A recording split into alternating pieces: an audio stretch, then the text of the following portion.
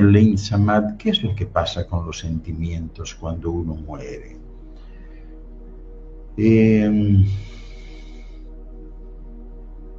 Los sentimientos, como su nombre indica, van ligados a los sentidos. Cuando no se tienen sentidos, no se tienen sentimientos.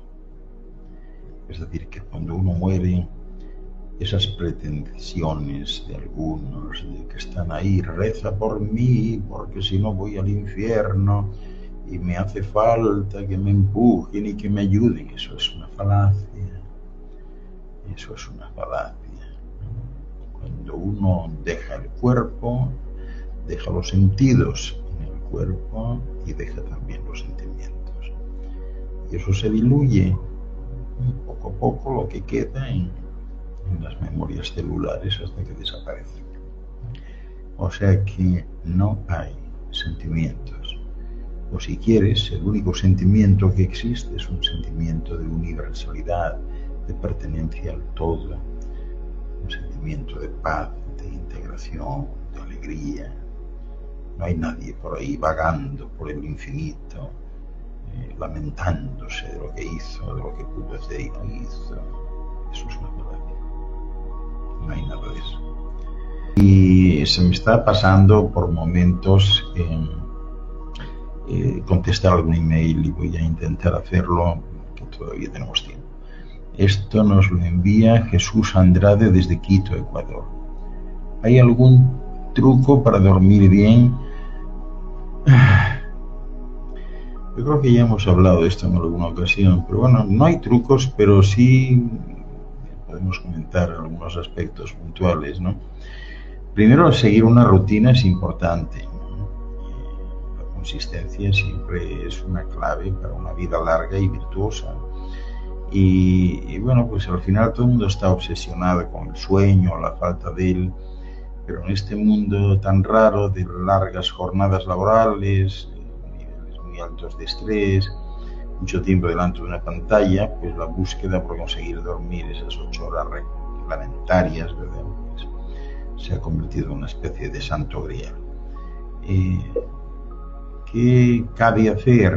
Bueno, pues yo creo que es importante el recordar que esas rutinas son fundamentales, ¿no? Son fundamentales. Y así, por ejemplo, pues también es importante cenar adecuadamente, porque de alguna forma pues la cena constituye el combustible del cuerpo poco antes de iniciar un viaje, ¿no? Entonces es importante ir bien cenado, porque a lo mejor la propia cena pues es un aditamento imprescindible para poder dormir bien, ¿no? Nuestros antepasados creían que la comida y la bebida podían curar la privación del sueño y también causarla, ¿no? Por ejemplo, apreciaban la sopa de lechuga por sus cualidades soporíferas, ¿verdad? Y a menudo tomaban también una bebida caliente y lechosa, conocida como posset, que es común en muchos casos todavía hoy a la hora de acostarse, porque dicen que fortalece el estómago con una cubierta de lácteos, ¿no? Pero bueno, ha habido investigadores, recuerdo a Sir Thomas Eliot, que declaró que en un momento dado, allá en 1500 y pico, ¿no?, que la digestión se hace mejor durante el sueño. Y es cierto, o sea, y además provoca el sueño. El cuerpo se relaja, la mente se queda más tranquila y clara y el humor se atempera, ¿no? Y bueno, también tiene que ver con adoptar una postura correcta para dormir. Eso puede acelerar la digestión, el metabolismo. Y bueno, ¿qué más te puedo decir? A veces girar hacia el lado izquierdo, que es por alguna razón más frío, después de unas pocas horas. Y es importante también dormir en la propia cama, ¿no? O sea, no debéis subestimar el poder que tiene un entorno de descanso seguro, relajante y sobre todo familiar, porque es lo vuestro, ¿no?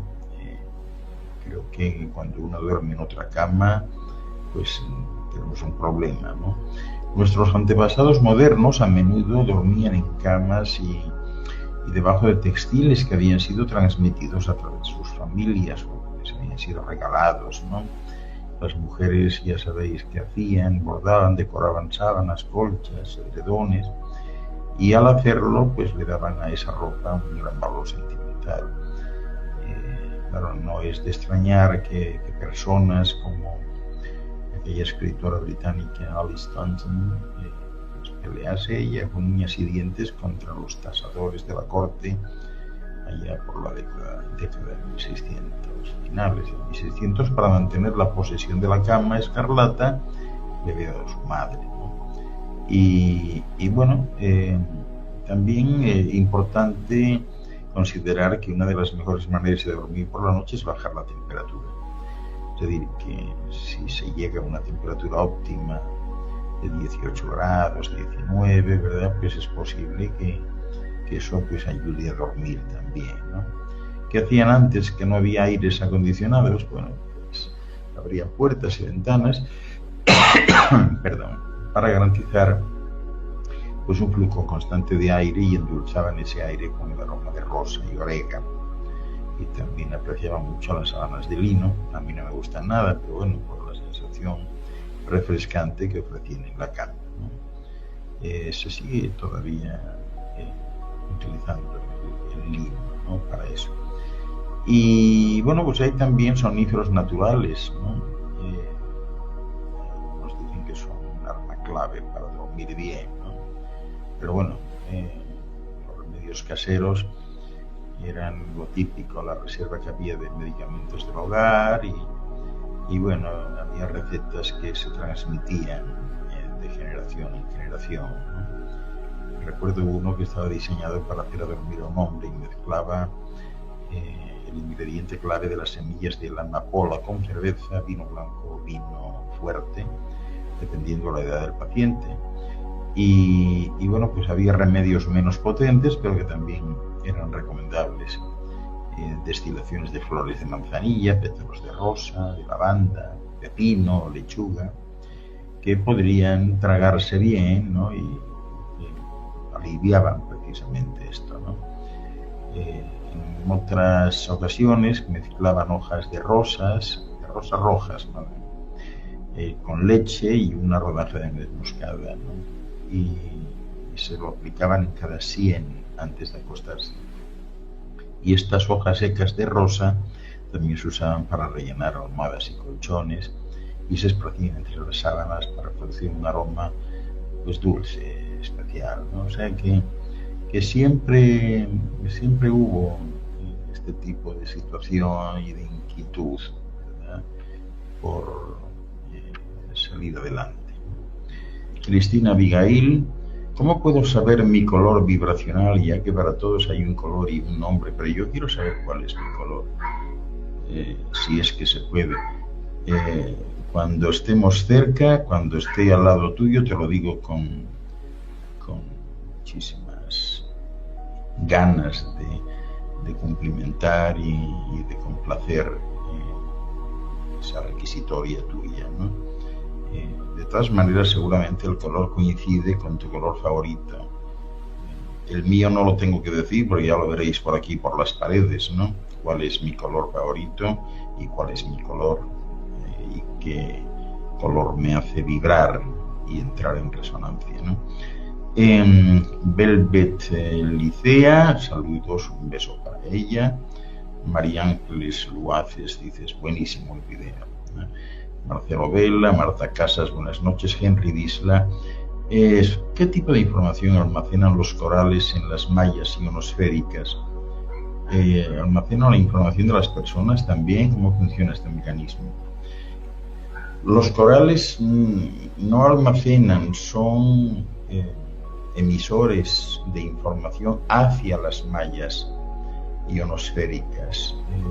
El mecanismo, el proceso de grabación, vamos a decirlo así, de todo lo que sucede, viene dado primero por las piedras más elementales que tenéis cerca por todas partes, porque esas piedras son incluso las que forman parte hasta del asfalto, ¿no?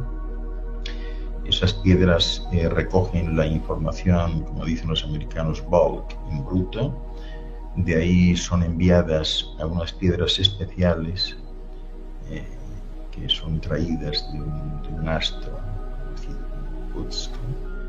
Y en estas piedras especiales la información es calificada, tipificada y de alguna manera pues es archivada en distintos segmentos, ¿verdad? A su vez, estas piedras las envían a unas unidades que hay repartidas por toda la esfera de forma equidistante, que son grandes grutas con cristales enormes de cuarzo y de otros elementos, y ahí, en estos centros que son muy parecidos a grandes centros informáticos, la información es enviada a los corales, y los corales son los que lo filtran todo y lo envían a las ionosferas, que son los verdaderos discos duros de la esfera donde queda todo almacenado. Toda la información, toda la información de la esfera y lógicamente de nosotros también. Bien, Iris Tupano dice que muy bueno. María López, Corsa Ova, saludos desde Alicante, saludos para ti también. Nelson Rutilio, un abrazote. Isabel de la Cruz, muy buena broma, estas monjotas siempre tan ocurrentes. Rosa Claudia Gómez, soy Cacaya de New York, bienvenida Rosa Claudia, un placer tenerte aquí. María López, en Santa Rosa del Farín, pero cambiaron, no sé por qué, de Unión no hay nada, ya lo confirma ella. Ana María Reyes, tú irradias mucha luz, Ángel Luis, muchas gracias, Ana María, eso es porque me ves con buenos ojos. Rey Vargas Juárez, buenas noches también, con todos, un fuerte abrazo. Susana Rivera, buenas tardes, familia 1, les recuerdo entrar a YouTube y darnos un like, necesitamos tener mínimo 1000 likes por programa, por favor apóyanos, te lo agradeceremos mucho. Gracias por recordar eso, Susana. Y Melqui Melenciano, ¿podría explicar a qué se refirió Jesucristo cuando le dijo a Nicodemo que debía nacer del agua y del fuego? Bueno, en realidad no me gusta mucho opinar al respecto porque vamos a decir que Jesucristo no ordenó a nadie escribir sobre su vida, tampoco él escribió sobre su vida, entonces todo esto en realidad es lo que dicen que dijo Jesucristo, ¿no? Porque ninguno de los 4 evangelistas, como hemos comentado muchas veces, llegó a conocer a Jesucristo ni a estar en Palestina, jamás. Empezaron a escribir, Marcos empieza su evangelio casi 50 años, 48, creo recordar, después de que sucedieron los hechos, y realmente pues no tiene mucha relevancia, ¿no? Si recurrimos a la historia también, y bueno, nos vamos a los tiempos de Diocleciano, 300 años después de que sucediese todo esto, cuando este emperador decide que hay que cambiar el mitraísmo, religión imperante en Roma, por otra nueva, y le encarga, estamos en el año 303, ¿no? Y le encarga justamente a Lactancio, que era su mano derecha y un hombre culto, que escribiese algún texto para ponerlo como base de la nueva religión. Lactancio, a su vez, decide entregar esta tarea a Eusebio de Cesarea, que era el escribano principal, y Eugenio crea literalmente lo que luego serían los evangelios, encargándolos a personas de su confianza, pero que naturalmente pues no habían vivido nada de aquello, ¿no? Posteriormente, al advenimiento de Constantino como nuevo regente, como nuevo emperador, pues ya sabéis la historia, o sea, es él el que en el año 325 convoca el primer concilio de Nicea para establecer una especie de relación iglesia-estado, ¿no? O sea, por esa razón pues no puedo opinar en ese sentido, ¿no? Gloria Araneda, Ángel Luis, ¿qué hay de verdad sobre momia encontrada en la luna. Pues no tengo idea de esa momia encontrada en la luna. Lo que sí os puedo decir es que en la luna pues hay mucha gente que vive allí y bueno, pues habrá seguramente hasta momias, ¿no? Ana María Reyes, las efusiones son el mismo género masculino, no lo son. Y efusionar es optativo, naturalmente, ¿no? O sea que estamos bien. Williams Cabello, saludos desde Argentina, un abrazote. Y Mari Sánchez de la Fundación 1 a 1, que está en nuestro patronato, nos saluda, así que saludos afectuosos. Y dice María López, pero Jesús está porque me salvó la vida en un accidente fatal y no me cortaron la pierna. Bueno, María, yo soy psiquiatra y tengo explicaciones para eso. Melqui Melenciano, muchas gracias. María Eugenia Morechi, hola Ángel, me acompañas por las tardes mientras trabajo entre mis plantas, escucho tus mensajes y los guardo en mi corazón, así que gracias porque me inspiras y me hace bien tenerte a mi lado, es revelador y creativo. Hablando de tu amiga Eugenia. Yo creo, María Eugenia, que todavía no has sintonizado 1 a 1 Radio, que funciona 24 horas diarias, ya para que te emborraches de todos estos temas, ¿no? La emisora de la Fundación, que tenemos desde hace unos años, es 1 a 1 Radio. A ver si alguien nos escribe por ahí el enlace para que estéis con nosotros a lo largo del día también. El Luis Delgado Espinosa, algún grupo índigo, no sé a qué te refieres con eso, perfila la pregunta un poco, ¿no? Henry Disla, el aborto es un tema recurrente en nuestro país. ¿Qué opinión le merece esta práctica en las 3 causales? Violación, peligro de la vida de la madre y producto inviable. Es un tema para desarrollar largo y tendido, ¿no? Para hacerlo brevemente. Y lo he tocado muchas veces y seguramente lo volveré a tocar, ¿no? Lo que sí quiero decir es que los abortos no se causan aquí.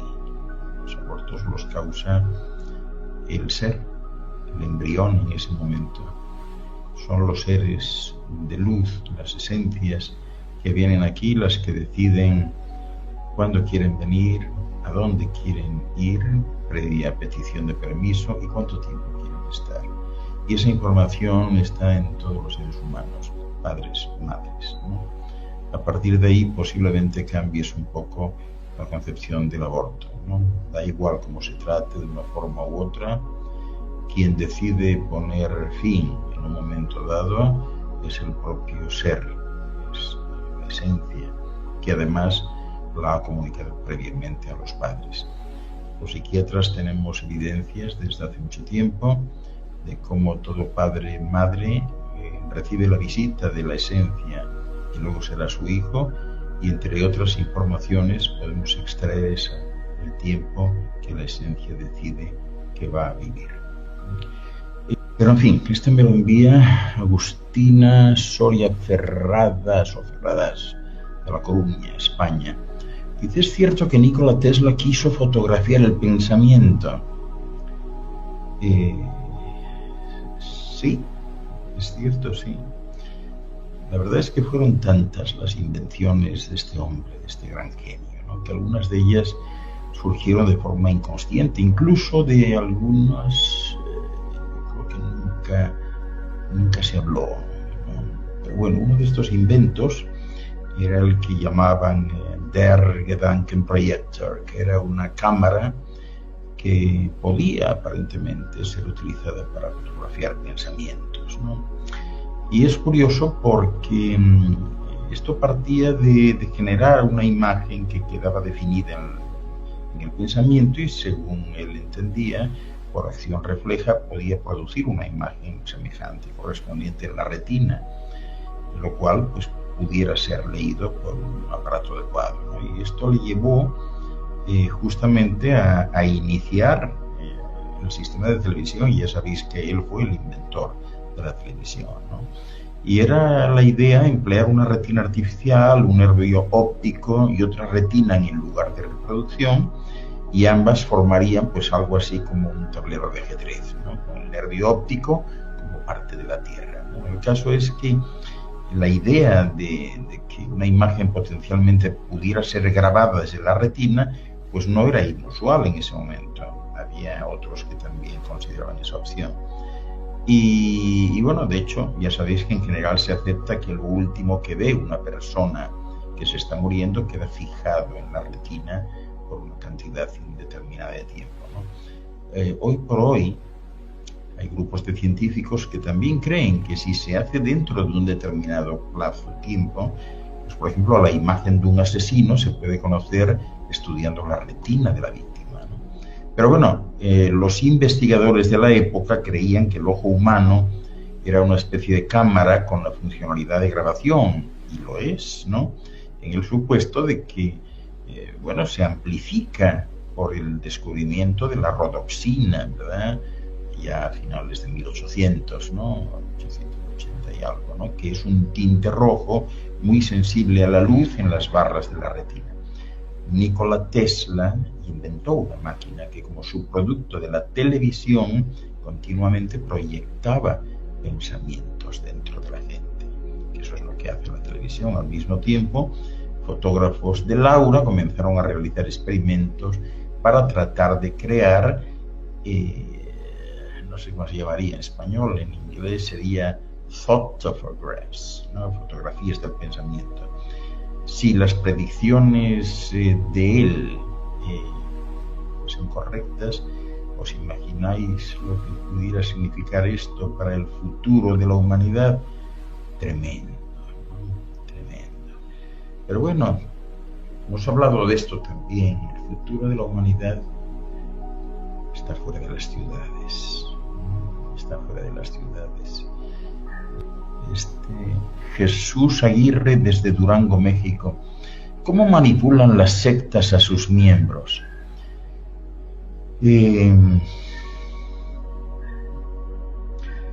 Bueno, pues les manipulan psicológicamente, ¿no? Y es lo que les permite sumar miembros a su causa, ¿no? Y esto lo hacen de manera continuada. Es una acción muy poderosa, lo suficientemente potente como para influir a las personas en la adopción de ideologías y comportamientos peligrosos, ¿no? Hay de todo, ¿no? Pero es común creer que los miembros de estos grupos pues tienen algo mal, ¿no? Como diría en España, algún tornillo flojo, porque de qué otra manera un ser pensante normal pudiera considerar pues un suicidio masivo como solución a todos los problemas, ¿no? Como un ser humano puede creer que sus semejantes son contenedores para seres de otro planeta. O sea, en fin, estos nuevos mesías o los adalides, ¿verdad?, de las teorías de la conspiración, el apocalipsis, ¿no? Y sin embargo, pues la mayoría de los que terminan alienados a las ideologías de estas sectas, pues suelen ser personas normales, completamente saludables e inteligentes. Pero eso sí, tienen un problemilla. Su talón de Aquiles es la fe ciega, impulsada por tácticas de manipulación psicológica de las sectas, de cultos o organizaciones que son ideológicamente extremistas. O sea que hay ciertos pasos, ¿no?, de manipulación psicológica que usan y que posibilitan un lavado del cerebro, ¿no? O sea, hay que tener mucho cuidado, ¿no? Porque bajo determinadas condiciones la mayoría de los seres humanos son susceptibles a terminar en las redes de alguna secta, ¿no? Ha habido un estudio allá a principios de los 90, creo recordar, de la revista Psychological Reports de los Estados Unidos, que concluyó que las personas más susceptibles a ser reclutadas por sectas pues son aquellas que viven bajo un estrés total, ¿no? Es decir, las personas emocionalmente vulnerables, con poca relación familiar o con nula relación familiar, y los que atraviesan condiciones socioeconómicas adversas, pues son el objetivo principal de las sectas, ¿no? ¿Y dónde reclutan? Pues básicamente en universidades. Toda vez que los jóvenes apenas empiezan a formar su identidad y se han separado recientemente del hogar, y esos son justamente los cautivos, ¿no? las personas que han sufrido violencia o que fueron abusadas en la infancia también son fáciles de reclutar, sobre todo por la necesidad de aprobación que se les negó cuando eran pequeños, ¿no? Y curiosamente, los reclutadores casi siempre suelen evitar a toda costa a los enfermos mentales. Lo último que quieren ellos es tener entre sus filas a miembros que, pues que exhiban un comportamiento impredecible, ¿no? Ellos prefieren a las personas que son mentalmente estables y que pueden contribuir a la causa con trabajo o con dinero. Así que la mayoría de los que terminan involucrados en estas sectas, pues como os decía, suelen ser personas saludables que atraviesan épocas estresantes, ¿no?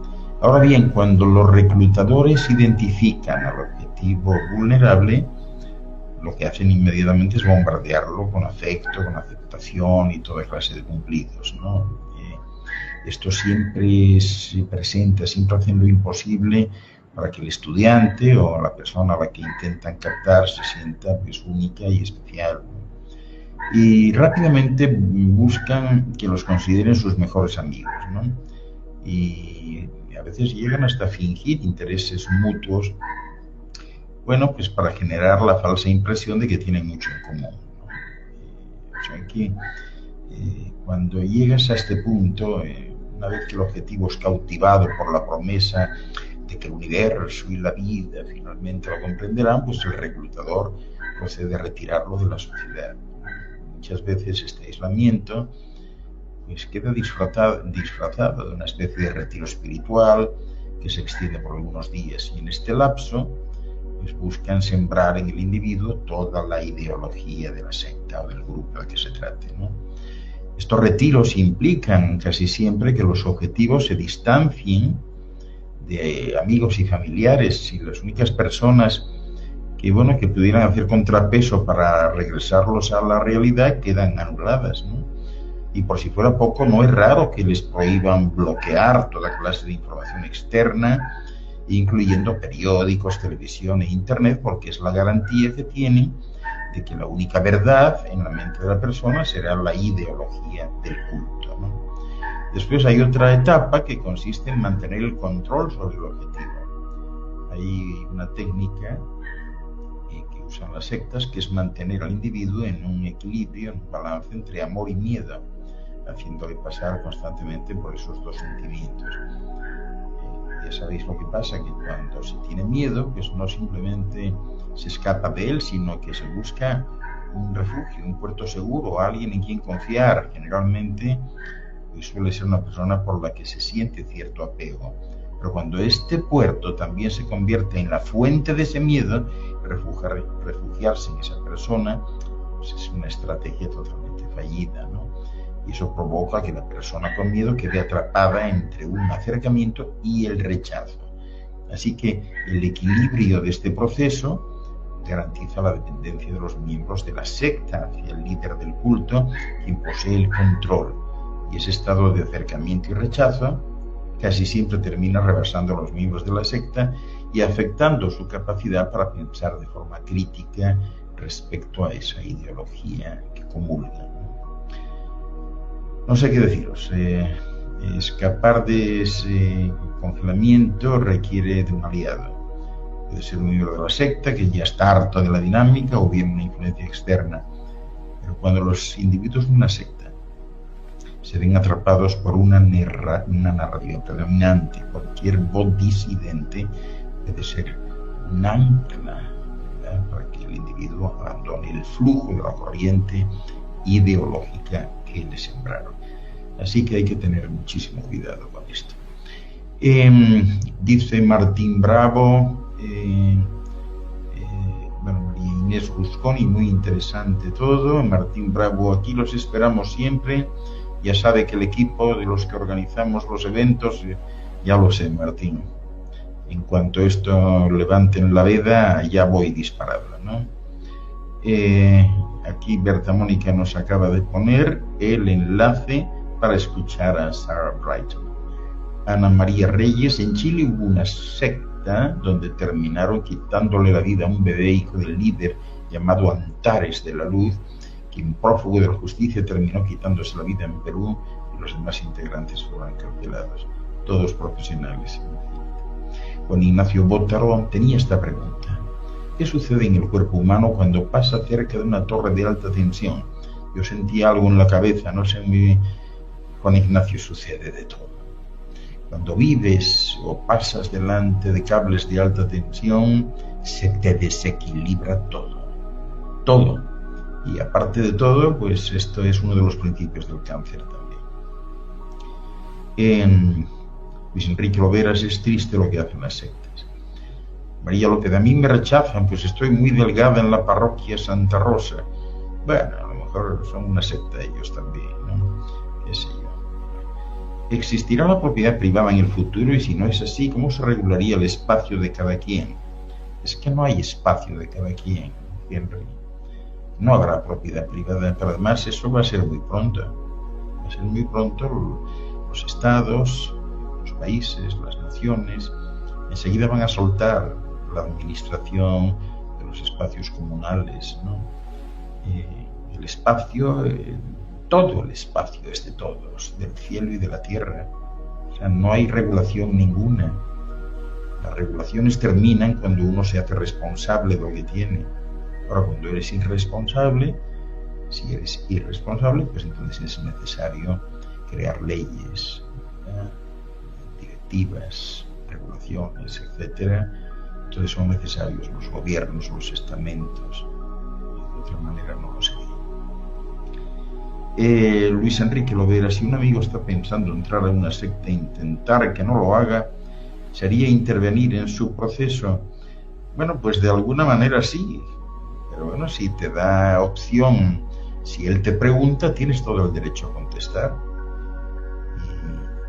Y a veces la respuesta, pues de alguna manera supone una influencia siempre necesaria en ese momento, ¿no? Así que, en fin, esto es lo que ha dado de sí el programa en el día de hoy. De manera que vamos a terminarlo. Espero que os haya gustado, que estéis razonablemente satisfechos de lo que habéis visto y bueno, nos vemos de nuevo pues la semana que viene, el próximo martes a la misma hora y en el mismo sitio. Siempre lo mejor para vosotros y para vuestras familias, aquellos que os aman y a los que amáis. Feliz fin de semana.